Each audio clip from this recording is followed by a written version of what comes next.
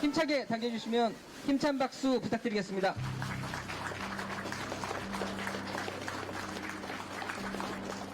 대통령 문재인.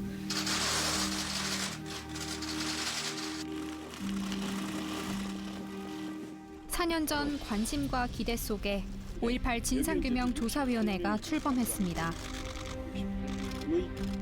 국가가 5월 광주의 진실을 밝혀 올곧게 기억할 수 있도록 최선을 다하겠다는 다짐으로 활동을 시작합니다.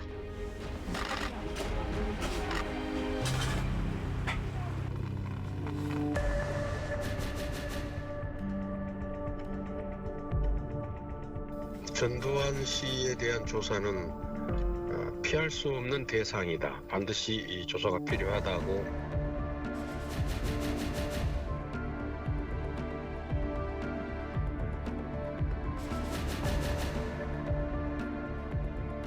진실의 입은 끝내 열리지 않았고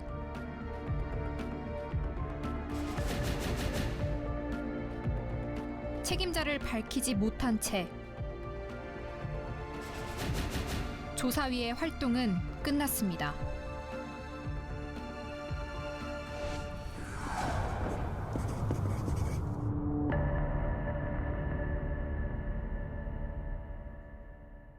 오월 정신을 능멸한 진정이 개별 보고서 즉각 폐기하라.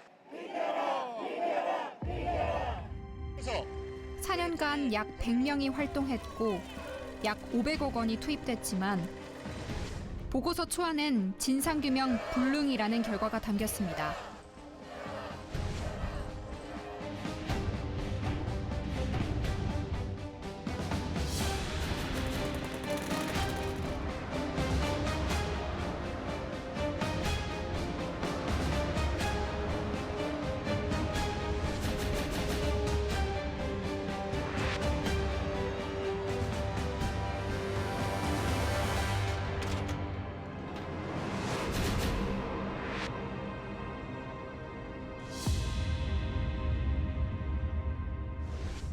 진상이 규명되는 판결이 나왔음에도 다시 원점으로 돌려서 후퇴시키는 오히려 왜곡의 근거를 만들어주는 조사보고서 결론이 나왔다는 것은 근본적인 왜곡의 뿌리에 다시 다가간 지점이기 때문에 진실을 향한 발걸음이 오히려 후퇴하는 동안 5.18 왜곡과 폄훼는 계속 반복되고 있습니다. 전두환은 지금 돌아가셔서 안 계시니까 내가 주장하겠습니다. 똑같은 저 헬기를 가져와서 한번 그 빌딩 그 자리를 향하여 사격을 한번 해보자고. 헌법 정신에 5.18 정신을 헌법에다 넣겠다. 그런다고 전라도 표가 나올지 압니까? 불가능합니다. 그냥 저도 반대입니다. 과연 북한의 광범위한 개입이 어떤 식으로 이루어졌는지에 대한 5.18 유공자 명단 보자는데 내가 돈 드려야 돼? 개별 보고서에 기재된 내용을 근거로 해서 그것을 가공하거나 2차로 해석을 해서 왜곡이 이어지고 있는 것도 사실이지만 그것보다 더 중요한 것이 보고서 자체가 왜곡이라 그 부분을 고려하면 지금 이 왜곡이 새로운 유형으로 새로운 내용으로 그리고 새로운 근거로 심지어 그 근거란 것이 권위가 있는 근거로서 이루어지고 있는 현실은 어쩌면 당연한 것일지도 모르겠습니다.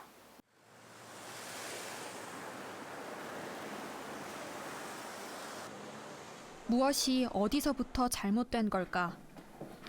좀 더 자세한 내막을 듣기 위해 종합보고서 준비가 한창인 조사위를 찾았습니다.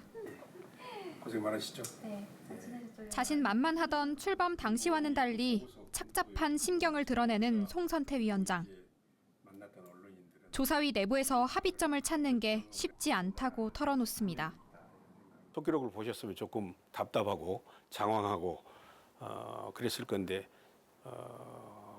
여튼 화합된 분위기 속에서 뭔가 결론을 도출해내기 위한 노력을 했는데 엄청나게 어려웠습니다. 활동 종료 당일에 열린 전원위원회 속기록에선 내부 갈등과 불협화음이 그대로 읽힙니다.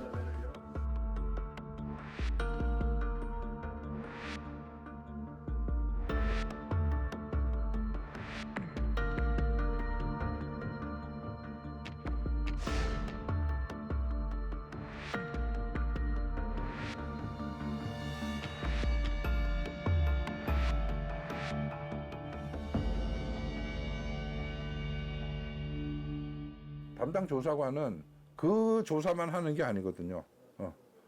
뭐 군, 경 모두의 피해 상황을 다 이제 하다 보니까 이게 잘 안 되는 것 같아요. 그다음에 현재의 그 인사혁신처에서 만들어진 채용 과정의 그 규칙이나 또는 위원회 규칙에서의 보완할 점들이 많이 보이더라고요. 저도 아쉽고 한심합니다. 죄송합니다. 이런 말도 안 되는 5.18을 애곡하는 보고서를 진상조사위원회가 보고서 자체로 인정할 거냐 말 거냐를 가지고 숱하게 논쟁을 벌였고 그 채택 여부에 관해서 표결을 했는데 안타깝게도 저희가 소수더라고요. 그래서 보고서 채택은 진상규명과 불능밖에 없다. 위원회 이제 조사 설계도 잘못돼 있지만 위원회 구성, 운영에 관한 부분들도 잘못됐다. 4년간의 활동을 마친 조사위 곳곳에 난맥상이 드러났고 결국 발포 명령 책임자를 밝히는 데는 실패했습니다.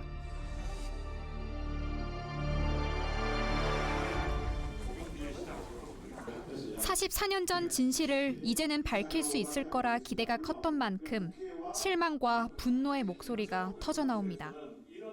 지망원이 지금 제가 지망원을 물었습니까? 여보, 답변하지 마.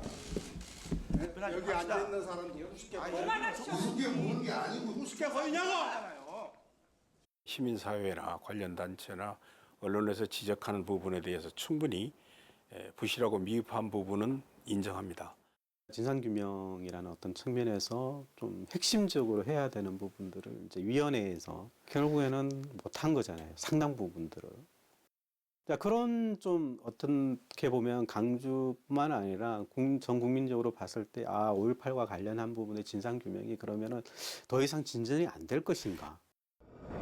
제주 4.3 사건이 일어난 지 55년 만에 정부 차원의 공식 진상조사 보고서가 확정 채택됐습니다. 5.18보다 앞서 진상규명 보고서가 나온 제주 4.3은 어떨까? 1947년 3월 1일을 기점으로 이듬해 4월 3일 발생한 소요 사태. 이후 1954년 9월까지 제주에서 발생한 무력 충돌과 그 진압 과정에서 수많은 주민들이 희생당한 사건입니다. 1990년대 들어 유족과 제주도민들이 본격적으로 진상규명과 명예회복을 요구했고 지난 2003년 당시 고건 국무총리를 위원장으로 한 진상조사위원회의 종합보고서가 나왔습니다. 제주 4.3 보고서는 체계적인 형식과 내용뿐만 아니라 그 준비 과정에서부터 종합보고서 발간을 앞둔 5.18 조사위와는 사뭇 다릅니다. 근데 종합보고서를 낼 무렵에도 우리 광주의 상황과는 달랐던 것이 2003년 3월경에 종합보고서 초안이 나왔어요. 그랬더니 이것을 조사위가 각 관련 기관과 단체에 이 초안을 보내줍니다. 뭐 홈페이지에 올려놓고 와서 보고 의견 있는 사람 내세요 이게 아니라 관련 기관과 단체에 보내줬어요. 그리고 장장 6개월 동안 의견 수렴 기한을 거쳤습니다. 일단 출발점이 달랐어요. 4.3은 진상 규명 후 명예 회복 그리고 보상으로 갔거든요. 근데 광주는 보상이 먼저 되었고 진상 규명은 안 된 상태에서 다른 사업들이 돼버린 거죠. 그러니까 첫 단추가 조금은 과거사 청산의 과정에서 어떻게 보면은 굉장히 앞뒤가 안 맞게 돼버린 케이스가 5.18이에요. 5.18 조사위가 밝히지 못한 44년 전 광주의 진실. 그렇다면 이대로 끝낼 것인가? 우리는 좀처럼 풀리지 않는 실마리를 찾아 미국으로 눈을 돌립니다. 1980년 당시 광주 상황을 알고 있던 미국의 인물들을 추적하던 중 3년 전 유튜브에 올라온 한 5.18 토론 영상을 찾았습니다. 미국 존스 홉킨스 대학원에서 주최한 토론으로 5.18 당시 미국 정부에서 활동한 전직 관료들이 나와 광주에 관한 이야기를 하고 있습니다. 한 명은 미국 국무부 동아시아 태평양국 한국 과장이었던 로버트 리치, 그리고 미국 국방정보국에서 서울 지부장으로 일한 제임스 영입니다. Military did go back into Gwangju and restored order, and that word came to us from Seoul. 미국의 인물들을 추적하는 한편 관련 자료를 살피던 중 뜻밖의 사실을 발견했습니다. 1980년 당시 워싱턴과 서울을 오간 비밀 전문, 일명 체로키의 일부입니다.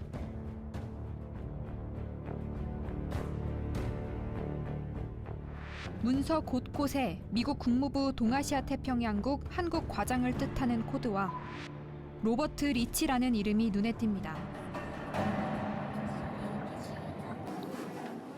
국내에서 취재한 내용을 듣고 그 이름의 당사자를 만나기 위해 곧장 미국으로 향합니다.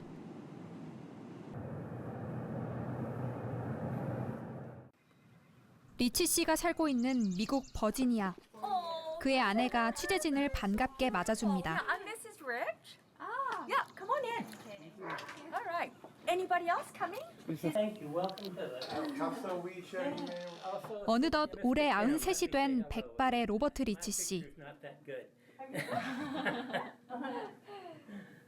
90이 넘은 나이지만 전두환을 처음 알게 된 순간을 생생히 기억할 만큼 정정합니다.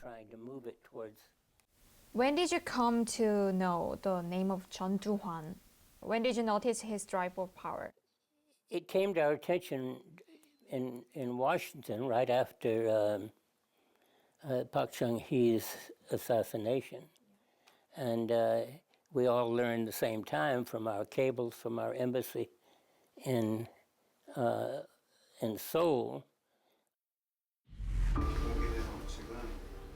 리치 씨는 지난 1977년부터 5년 동안 미국 국무부에서 근무하며 12.12 군사반란과 5.18 민주화 운동, 전두환의 대통령 당선까지 굵직한 한국 현대사를 모두 지켜봤습니다.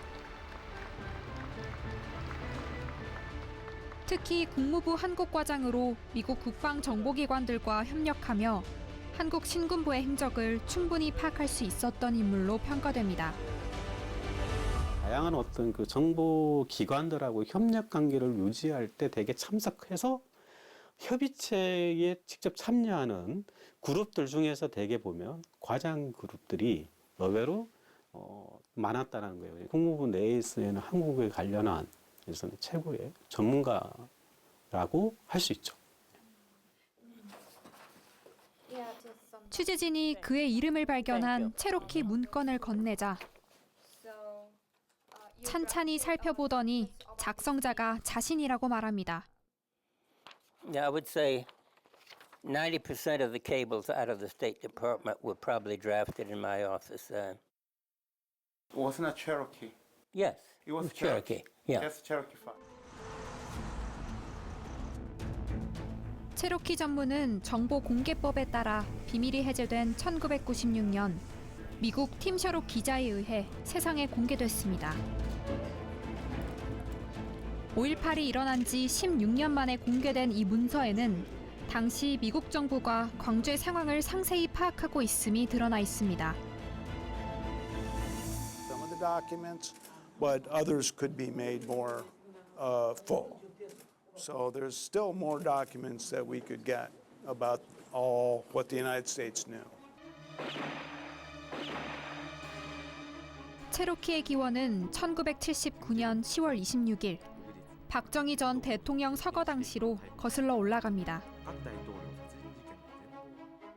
당시 지미 카터 미국 대통령은 박정희 대통령이 사망하자 자신을 대표해 벤스 국무부 장관과 함께 국무부 동아시아 태평양국 홀브루크 차관보와 로버트 리치 한국과장을 한국으로 보냈습니다. 이들은 서울에 도착해 글라이스틴 주한 미대사와 함께 12.6 사건 이후 한국에서 어떤 문제가 생길지와 미국은 어떻게 대응해야 할지 논의했고 그 과정에서 별도의 소통 채널이 필요하다고 판단해 탄생한 문건이 바로 체로키입니다. 체로키의 실제 작성자인 리치 씨는 이 문서를 정부 기관들과 어떻게 공유했을까요? We even decided to set up a separate communication channel because we did not want to, we wanted to keep things fairly quiet. It was a separate set of, our telegrams would have a separate label. Okay. And when those cables were sent, they would come to the State Department, and instead of going into the distribution system, the secretary and undersecretary would have copies, and then all the other copies were delivered to me. Okay.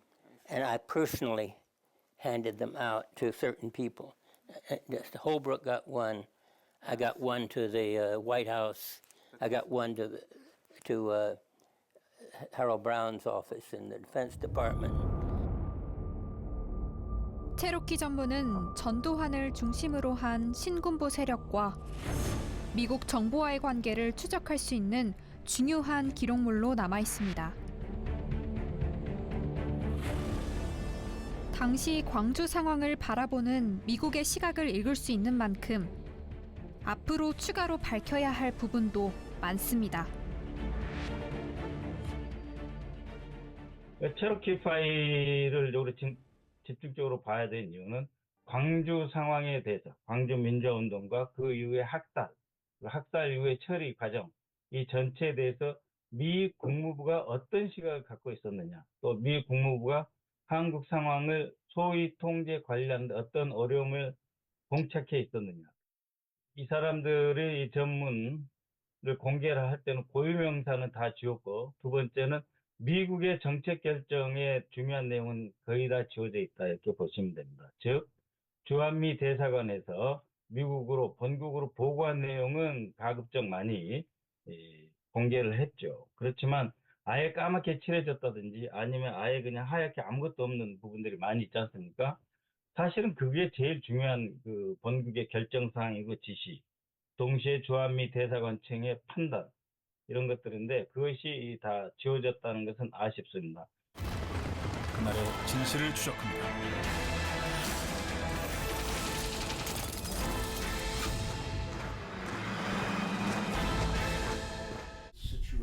광주 MBC 취재진은 7년 전 다큐멘터리를 통해 5.18 당시 백악관 정책 검토회의에 참석했던 미 국방부 니콜라스 플랫 차관보를 만났고 중요한 메모를 확보해 공개했습니다.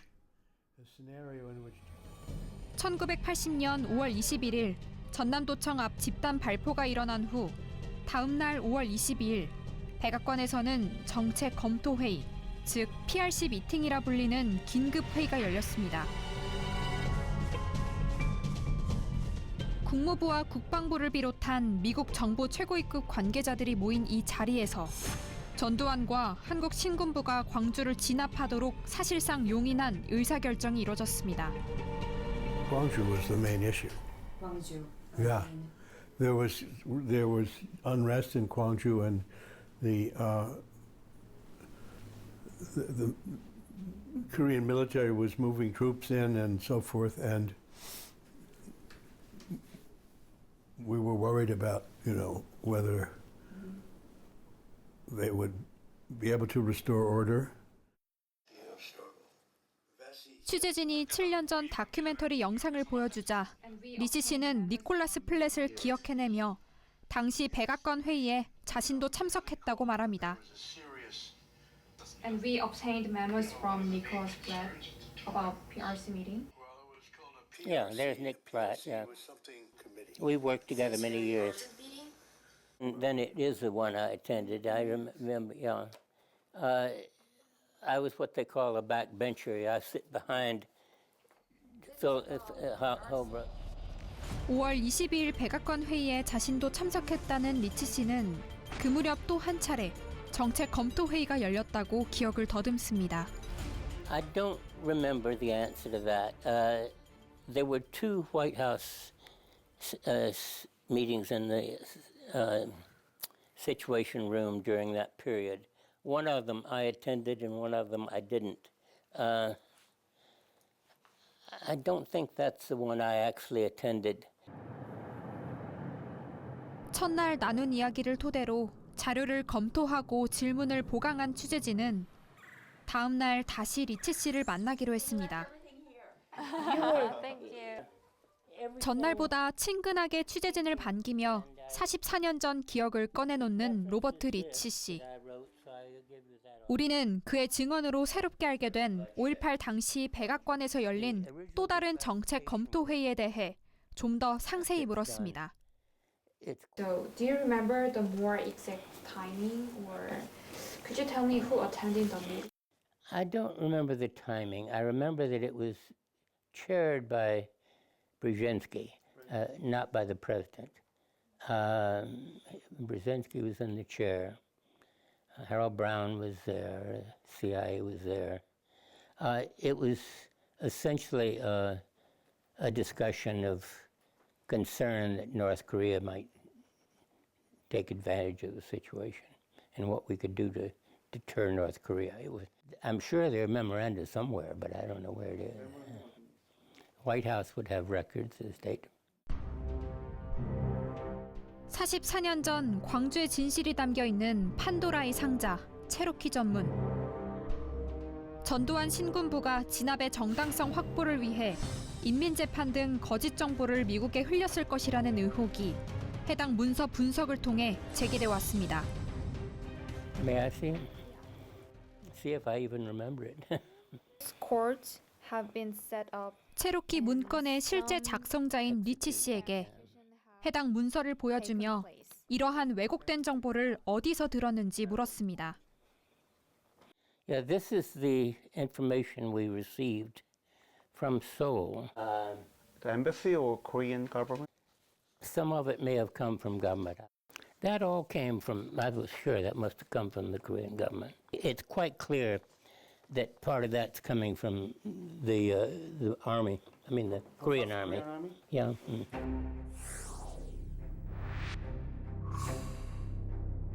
한국 신군부에게 들은 내용이 명확히 확인되지 않는 정보였음을 당시 실무 책임자 로버트 리치 한국 과장은 인지하고 있었던 겁니다. 5.18 관련 오염된 정보를 미국에 흘려 정보를 교란시킨 전두환과 신군부. 숱한 의혹에도 불구하고 침묵과 뻔뻔함으로 일관했습니다. 군대라는 것은 지휘계통에서 딱 움직이는 거예요. 나는 계엄사령관 부하예요. 보안사령관은 보안사만 지휘하지 그 외 거는 지휘권이 없잖아.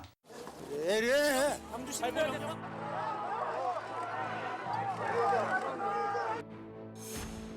자국민에게 총을 쏘라고 명령한 자가 누군지 5.18 조사위는 과제를 풀어내지 못했고 전두환은 책임을 인정하지도 사과하지도 않은 채 끝내 입을 닫았습니다. 44년 전 광주에서 발생한 자국민을 향한 집단 발포에 대해 당시 미국의 한국 담당 실무 책임자였던 리치 씨는 어떻게 기억하고 있을까요? Do you have any information regarding who gave the shoot to kill order in Korea? You mean earlier or later? 그 집단 발포가 5월 21일인지 아니면 27일을 말하는 건지 정확히 되물으며 미국 국무부 한국 과장으로서 이 상황을 스스로 어떻게 판단했는지 덧붙입니다. But I mean at the beginning, I've always assumed that it was largely the local commander, but it could have been all the way up to Chun.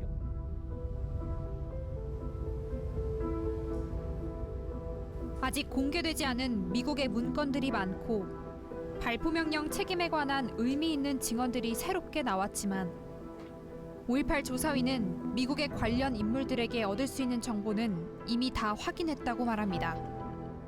이미 이제 그 사람들을 통해서 이렇게 얻을 수 있는 추가 정보가 저희들 크게 많지 않다고 그렇게 판단했어요.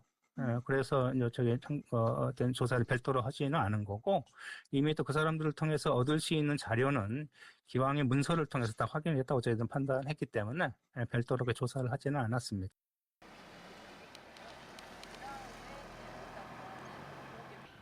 미국에서 취재를 이어가던 중 44년 전 광주 상황을 잘 알고 있는 또 한 명의 인물을 수소문에 찾아갔습니다. I'm feeling pretty good for an old guy. Did you have a good Hi, weekend? 제임스 영은 미 국방부 산하 정보기관 소속 군인으로 5.18 때 한국에서 활동했고 광주에 관한 회고록을 썼을 만큼 아주 중요한 인물입니다. You remember, right? I am. Yes. My memory is not quite as good as it could be, but I'm glad I wrote it. 미국 국방정보국, 즉 DIA는 전 세계 군인들을 파견해 군사 정보를 수집하고 있었는데 제임스 영은 5.18 당시 서울 지부장으로 활동하며 한국의 국방 정보를 수집했습니다. DIA 조직이라는 게 국내 같은 경우 놓고 보면 과거에는 이제 그 정보참모부죠, 육군부에. 그리고 이제 그게 바뀌어서 이제 지금 현재 국방부 직할의 이제 군 정보단인데요.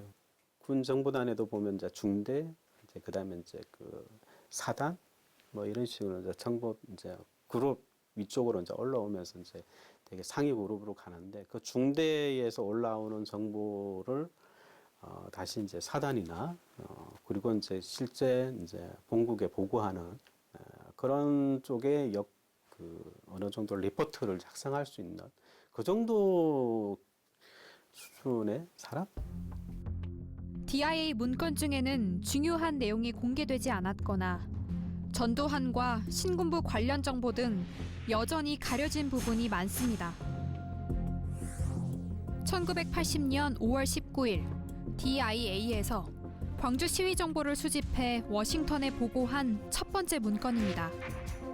3만 명의 학생이 광주 시내를 가득 채웠다고 써놨고 계엄군에 관한 묘사도 상세히 나옵니다. So here. Looks like a lot of black space there. Yeah, right. Do you want to?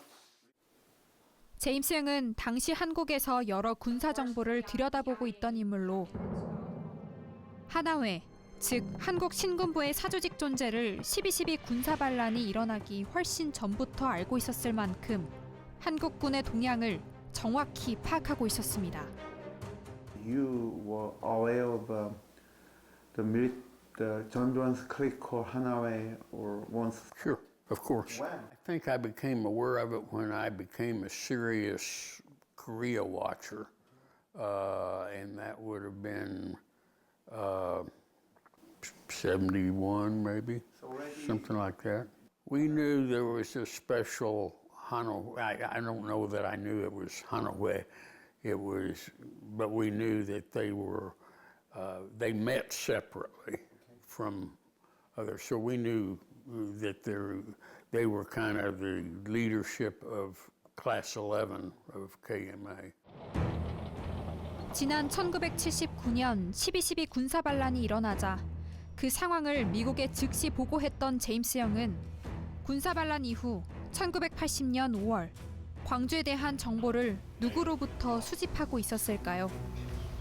I had a friend from Gwangju, and he had been in contact with his family in Gwangju, and he said I went to see him.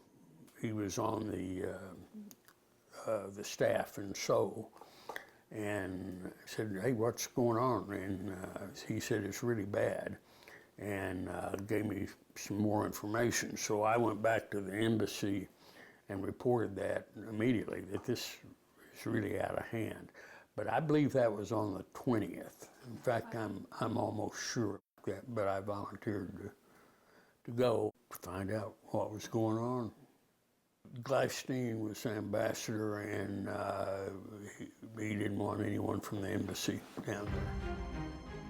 당시 글라이스틴 주한 대사는 중요한 결정을 내릴 때 별도의 팀을 소집해 논의를 거쳤는데 제임스 영도 그중 한 사람이었습니다. The country team was the senior leadership in the embassy.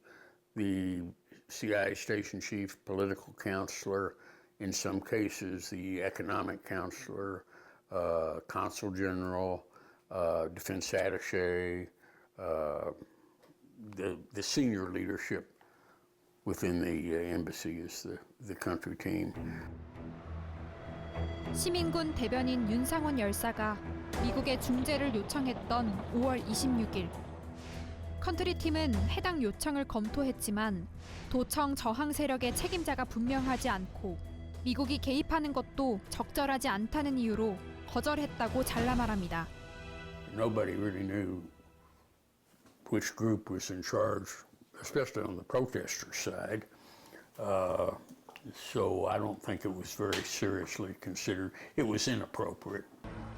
44년이 지난 지금까지 미국은 5.18에 대한 책임을 인정하지 않고 있습니다.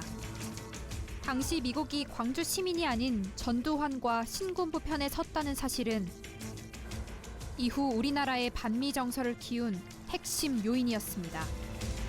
광주 학살 문제가 공개적으로 거론된 최초의 자리는 88년 국회 광주 청문회였다. 여기 집단으로 살해당한 광주 시민의 모습을 보십니까? 이것이 자위권 발동입니까? 이해를 못해서 그러는데 미국하고 뭘 협의를 했다는 말입니까? 광주 진압 작전이 장시일에 걸쳐서 해결을 못하던가 그때 김일성의 오판이라도 있을까 해서 여기에 대한 대비 대책이 필요했는데 그것을 위해서 오키나와 비올빈 그타에 있는 미국의 해군 공군이 한국 해역 주변에 전개될 것이 필요했습니다. 거기에 대한 시간이 필요했다는 뜻이 됩니다.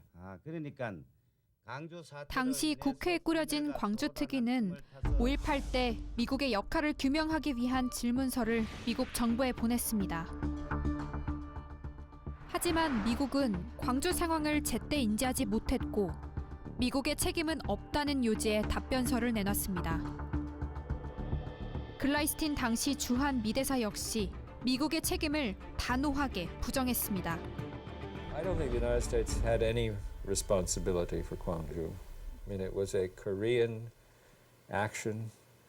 The students who were demonstrating were Koreans, not Americans. The forces that were used against them were Korean, not American. They were. 이 답변서 작성에 관여한 로버트 리치 전 한국과장은 취재진과 인터뷰 도중 전두환과 관련해 갑자기 실패라는 단어를 꺼냅니다. Chun kept pushing the other way until in 1212 he quite clearly took over. So that I would say the U.S. government failed in that regard. 미국이 당시 전두환을 억제했어야 하지만 그러지 못했다며 이는 미국의 실패였다는 겁니다. 그러면서 광주에서의 비극을 안타깝게 생각하지만 미국의 실패가 곧 미국의 책임을 의미하는 것은 아니라고 선을 긋습니다. Understand that there is unhappiness that things that happened, and because we were there in the military and we had certain responsibilities, people feel we should have done differently. That's a difficult judgment to make, but I feel very sad at certain things that happened, like the deaths and repression in Gwangju, things that shouldn't have happened, and so I give my best regards and sadness for those who suffered. And understanding.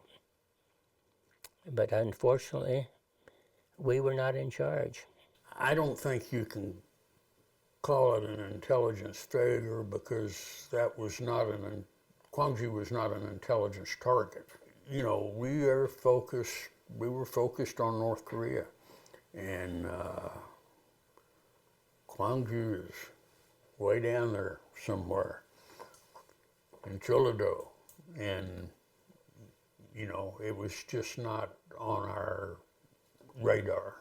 We started paying more attention to South Korea instead of focusing almost 99% on North Korea. We changed our focus a little bit. 광주의 비극에 책임이 없다는 미국 정부의 주장은 지난 44년 동안 일관돼 왔습니다. 미국 정부 관료들의 단호한 태도와는 달리 미국의 책임을 둘러싼 의혹과 논쟁은 여전히 뜨겁습니다. Gwangju was unquestionably a tragedy. It was a failure.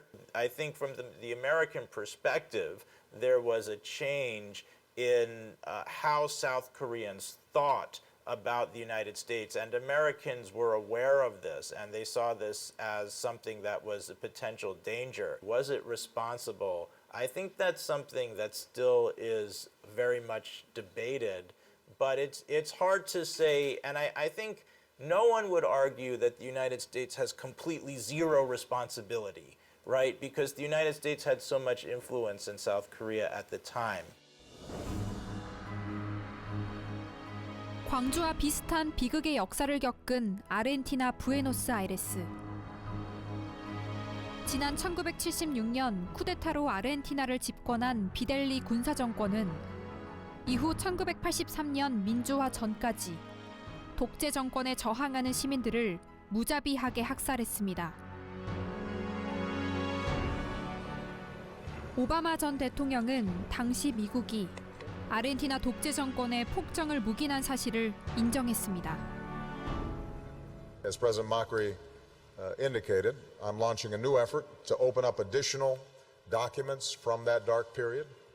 We previously declassified thousands of records from that era, but for the first time now, we'll declassify military and intelligence records as well. 공산주의 확산을 막기 위해 남미 독재 정권의 폭정을 묵인했던 미국. 1980년 당시 광주의 비극에 침묵하고 전두환 신군부를 지지한 것과 아주 비슷합니다. A mí lo que más me llamó la atención cuando empecé a estudiar un poco sobre el movimiento de Gwangju, otra gran similitud, es la realidad de madres buscando a sus hijos. Y una sola cosita que también me parece bueno aclarar, en la historia, en la sociedad, el éxito siempre es relativo. Es muy difícil que uno hable de un éxito absoluto, pero sí me parece que fue importante y que a su manera fue exitoso, ¿no? La historia nunca termina, no existe el fin de la historia. Entonces, reconocer el pasado es una forma importante de no dejar que lo que ocurrió sea una traba al desarrollo, pero los países siguen conmemorando, rememorando lo que pasó en el siglo XVI, lo que pasó en el siglo XVII, los eventos de hace 400, 500 años. O sea, terminar un proceso histórico nunca termina. They concluded by looking at the Gwangju uprising, by looking at some other things I'm going to go into that taking place around the world at the same time. They looked at those uprisings and they said, wait a minute, it is too risky for us to support these dictatorships because these dictatorships are generating mass opposition from below that can then threaten the whole socioeconomic order. 지금까지 책임에 대한 인정도 사과도 없지만 44년 전 광주에서 들불처럼 일어난 미래를 위한 투쟁은 시민들의 승리였음을 지금의 우리는 알고 있습니다.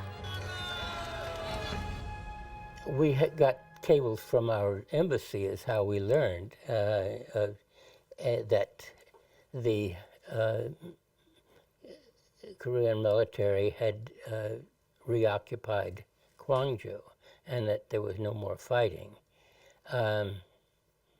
I said at the end what I did because that's what I believed. I believed it would be, if monuments were built, they would be monuments to the people of Gwangju who had suffered at that time.